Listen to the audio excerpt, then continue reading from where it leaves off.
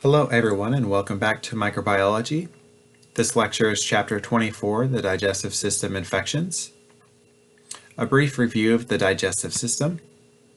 We can follow the gastrointestinal tract from the mouth to the throat, to the esophagus, through the stomach and the intestines.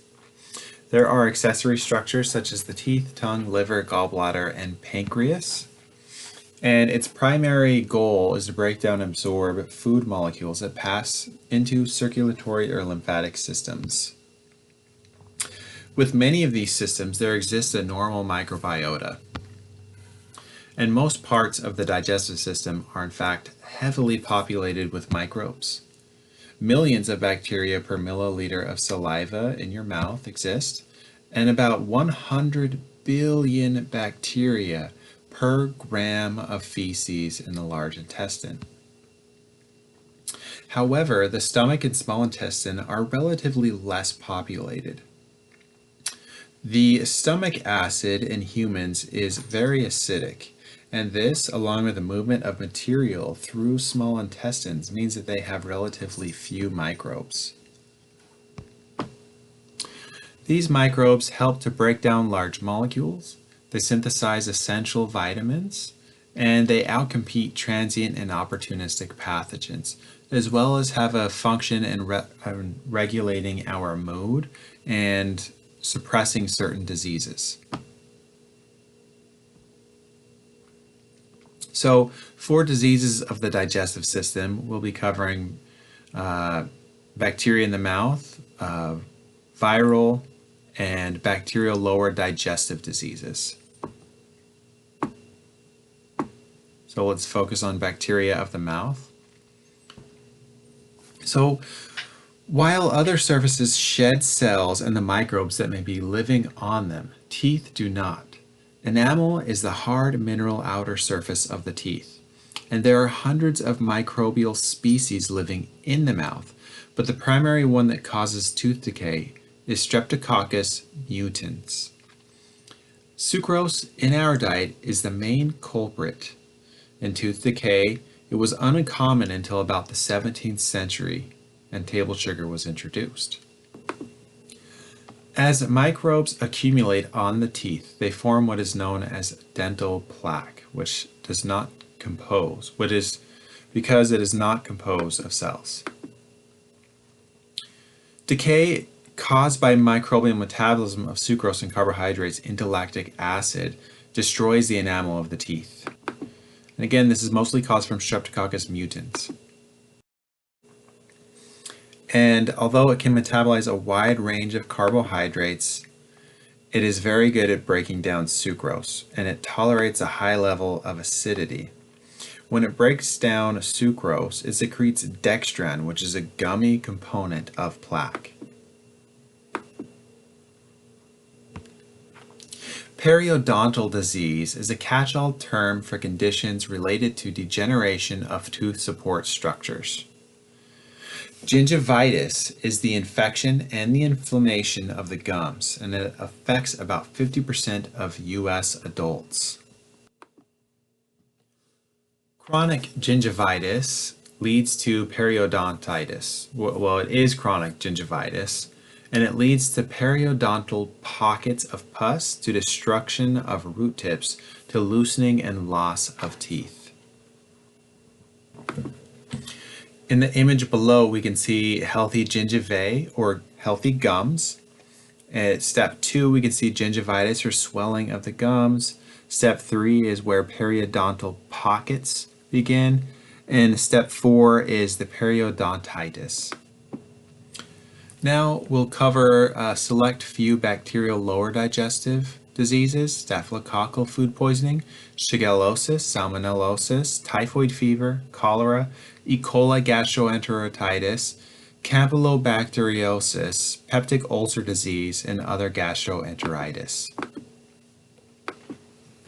So lower digestive bacterial diseases, we can have two different forms. We can have infections, and these are caused by the ingestion of an active pathogen that multiplies in the GI tract. It's typically characterized by a delay in symptoms as that bacteria multiplies or spreads and grows. And it usually involves a fever. Then we have intoxications. Intoxications are caused from digesting bacterial toxins that therefore impair the GI tract. And these symptoms can be very quickly onset, and they can include things like diarrhea, cramps, and vomiting. And not to say that those aren't limited to infections, but we typically see those specifically with intoxications.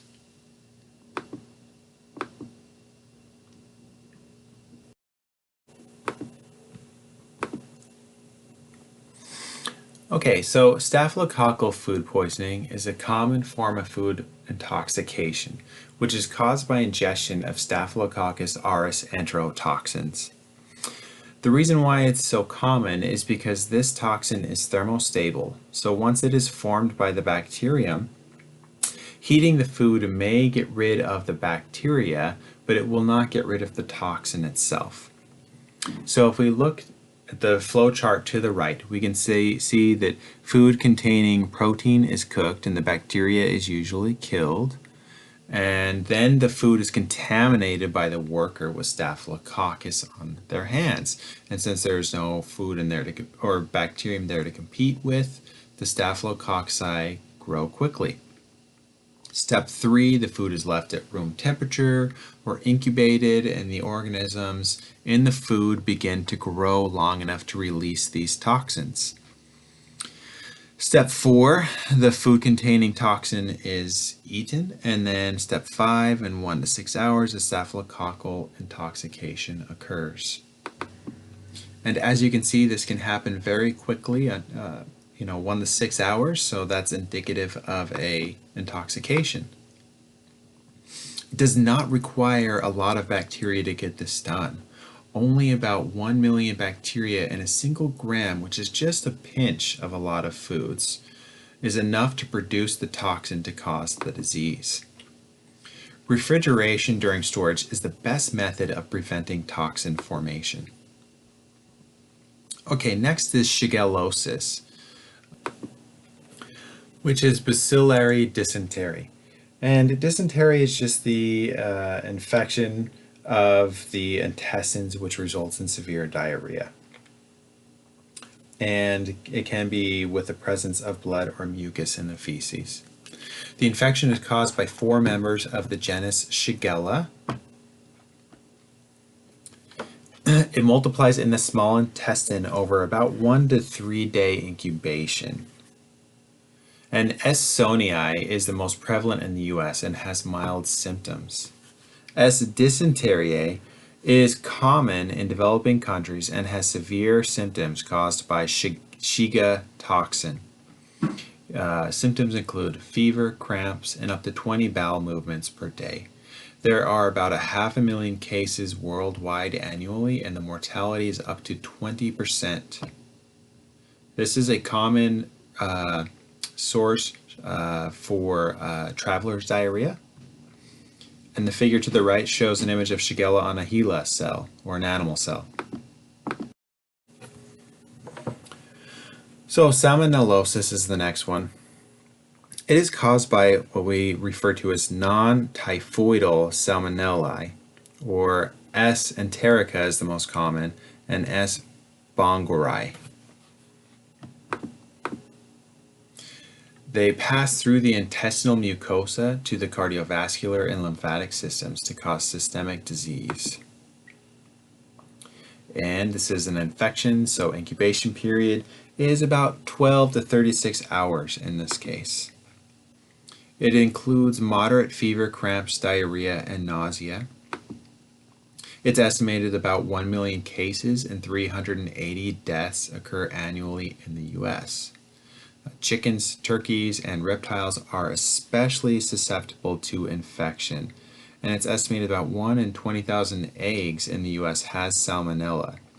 Where cooking thoroughly does kill the pathogen, eating raw eggs may leave you susceptible to exposure to salmonellosis. And this brings us to typhoid fever, which is caused by Salmonella enterica serovar typhi, also known as S. typhi. It's spread through the fecal-oral route and is now rare in the U.S. due to sewage treatment. It multiplies in phagocytic cells that spread the pathogen through different organ systems.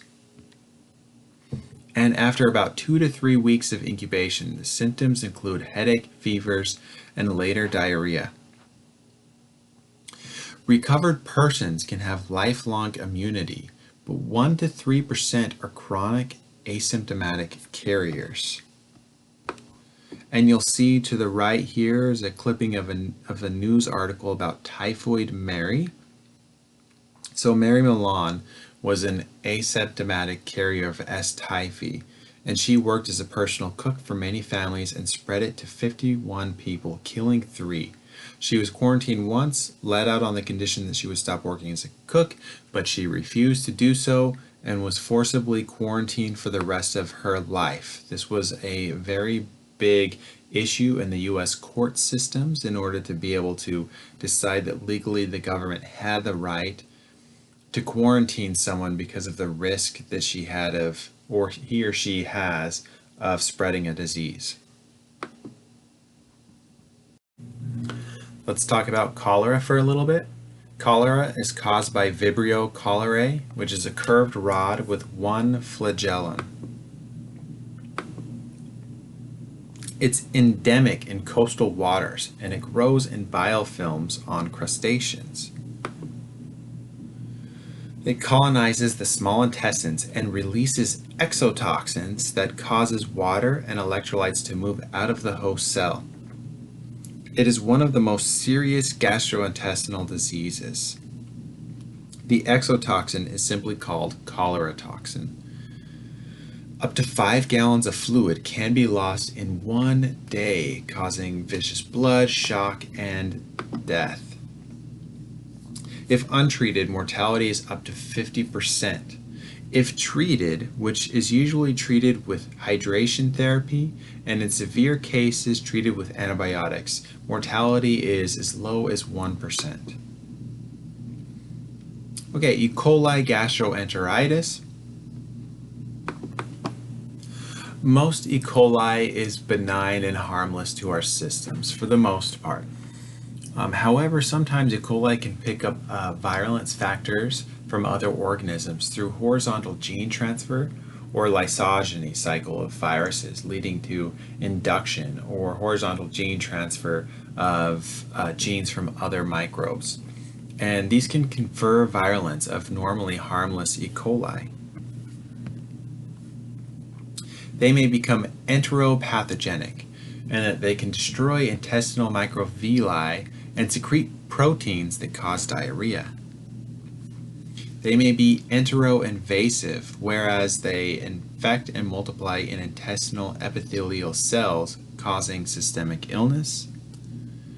They may be enteroaggregative, meaning that they accumulate around epithelial cells, aggregative, and secrete diarrhea causing toxin. And they may also be enterohemorrhagic, which means that they can release the Shiga-like toxin that can cause hemorrhaging in the colon or the kidney. The reservoir for this is in domestic cattle, and 10 to 30% are carriers. E. coli gastroenteritis is the most common cause of traveler's diarrhea.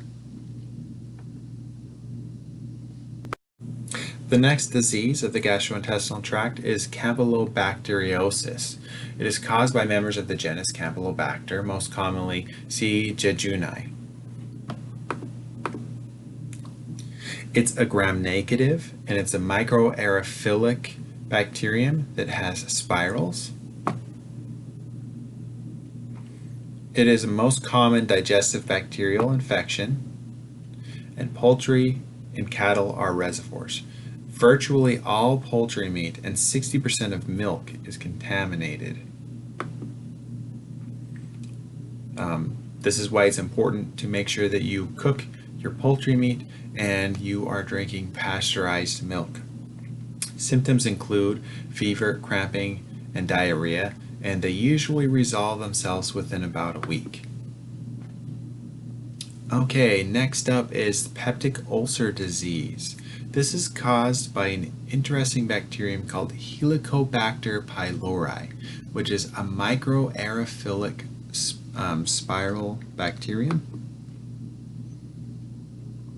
About 30 to 50% of the developed world is infected, and roughly 15% of them develop ulcers of the stomach and duodenum as a consequence. And the way this works is it disrupts the layer of mucosal lining that protects the stomach from its own acids and digestive enzymes. And the treatment is with antibiotics. Usually it's pretty effective. It was once thought that ulcers were caused just by, stomach acid.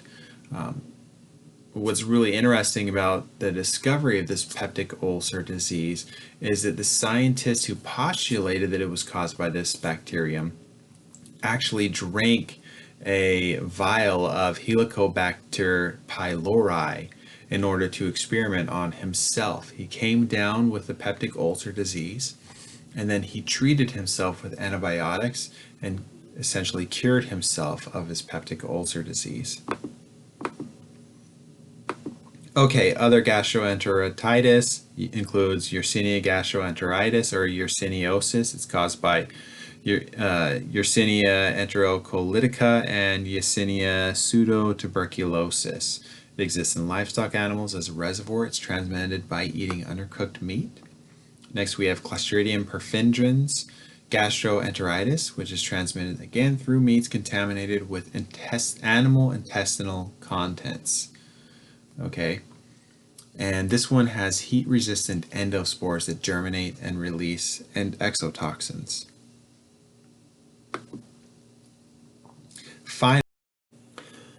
Finally, we have Bacillus cereus gastroenteritis, which normally is a harmless species found in soil and on vegetation. It does form heat-resistant endospores, which germinate and release exotoxin. And then we have C. difficile associated diarrhea, which is thought to have caused more deaths than all other types of gastroenteritis combined. It's a normally harmless resident of the intestinal microbiome, but overgrowth after antibiotic therapy can lead to symptoms ranging from mild diarrhea to deadly inflammation of the colon. It can be treated with narrow spectrum antibiotics or a fecal transplant from a healthy donor. And this is just a fun image for you to view yourselves about C. diff infection.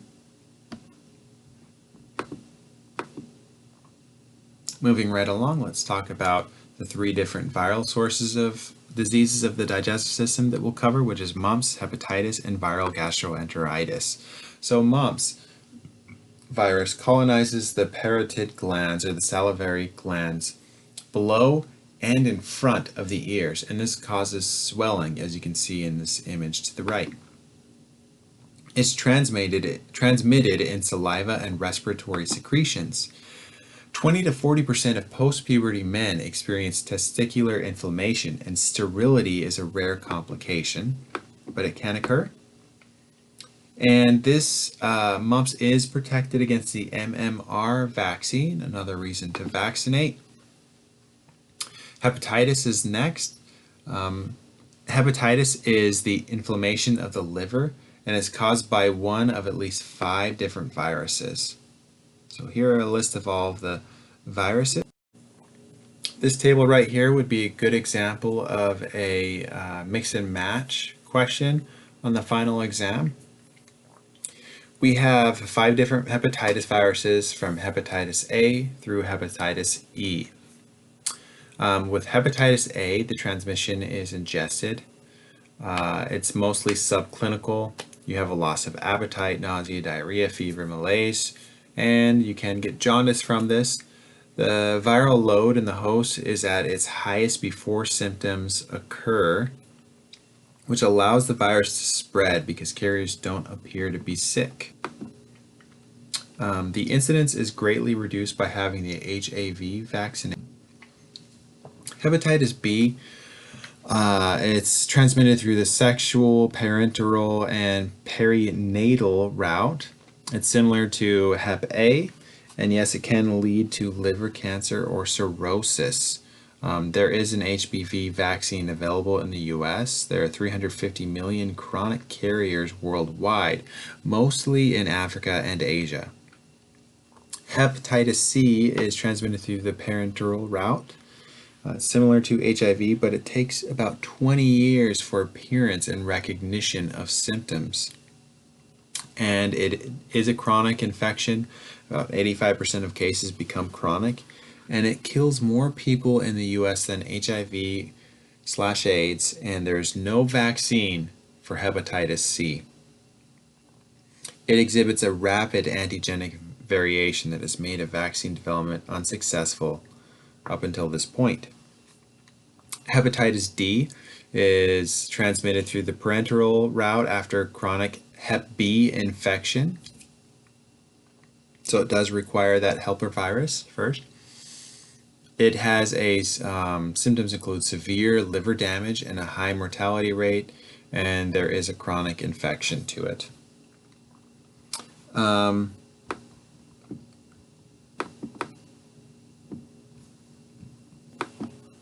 Lastly, hepatitis C is ingested, similar to HAV for symptoms.